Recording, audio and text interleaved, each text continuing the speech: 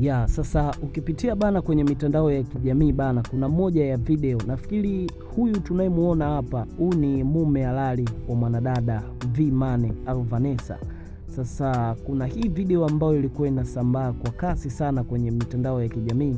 So unaweza nikakwambia ni moja ya video ambayo unaweza nikasema inaweza ikapelekea ikavunja ndoa ya watu au ikavunja mahusiano ya watu. Kama nilivyokuambia hapo mwanzo, huyu unayemuona ni Rotimi, ni mume halali wa Vanessa. Sasa hii ni video ambayo imesambaa akionekana huyu mshikaji Rotimi akimwachia namba yake huyu mwanadada hapa. Sasa hii ni video ambayo hata Vanessa mwenyewe ameikuta mitandaoni kwa bahati mbaya, lakini ni moja ya video ambayo naweza nikakwambia imeleta utata mkubwa sana kwenye ndoa yake.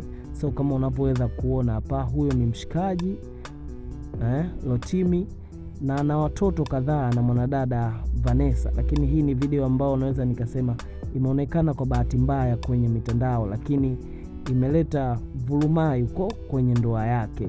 Kama unavyoweza kuona hapo, huyu mwanadada alikuwa ametoa simu kana kwamba alikuwa anahitaji namba ya Rotimi.